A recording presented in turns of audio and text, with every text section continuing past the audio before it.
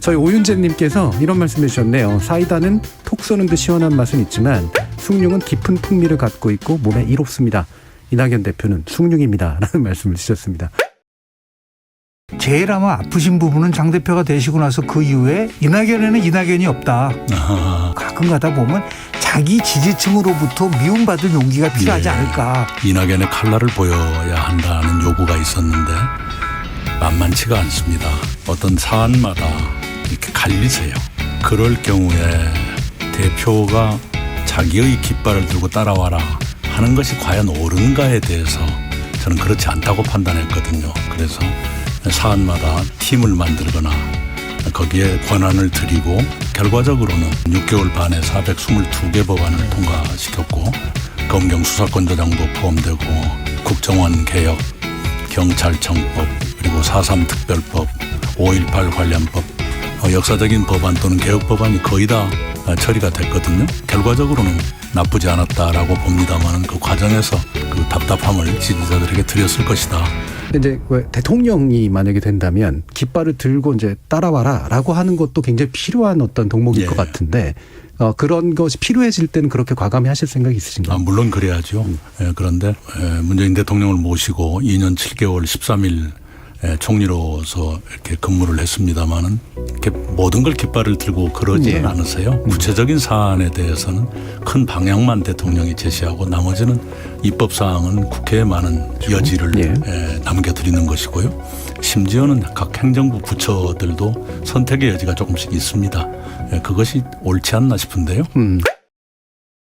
12년 대통령 선거 우리는 태도 보수, 생활 보수를 좀 제대로 읽질 못해서 졌다. 네. 이낙연 후보님은 굉장히 점잖은 분이고 그래서 좀 보수적인 사람인가 보다라고 오해를 하기도 합니다. 제가 문재인 대통령님의 전화를 처음 받았던 것이 바로 이것 때문이었습니다. 문재인입니다.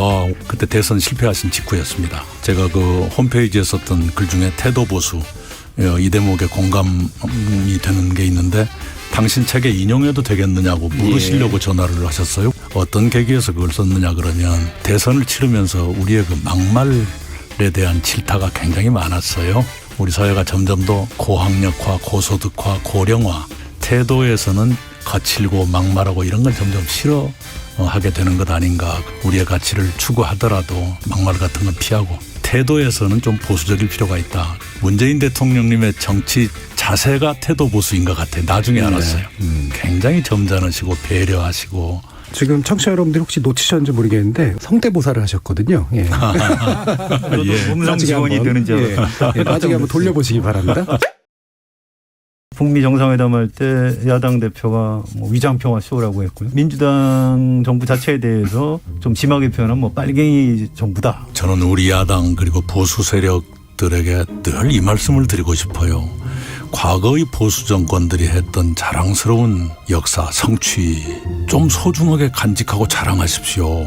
노태우 정부의 북방 정책 참 빛나는 정책이었고요. 그 노태우 정부 때 남북한 유엔 동시가입이 이루어지고 불가침 조약, 남북한 기본협정 그리고 비핵화 협정 이런 게 다 체결됐지 않습니까? 그게 있었기 때문에 2000년 남북 정상회담도 있었거든요. 제가 국민의힘의 지도자라면 정상회담을 한다 그러면 잘한다. 우리가 과거에 노태우 정부 때 했던 기반 위에서 이렇게 가는 건 잘하는 것이다.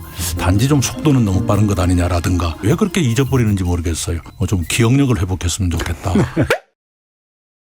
꼭 듣고 싶은 얘기 좀 드리고 싶습니다. 후보님께서 조금 이제 지지율의 변화를 이제 감지하고 있다는 게 이틀 만에 이렇게 11억 이상을 모이고 그리고 소액 기부를 하신 분들이 98% 든든하고 국정 경험, 안정감, 품격 큰 장점인데요. 가장 나한테 최고의 약점이 뭐냐? 전통적 의미에서의 정치, 내 사람으로 만든다거나 그걸 조직화한다든가 그런 데 많이 취약합니다.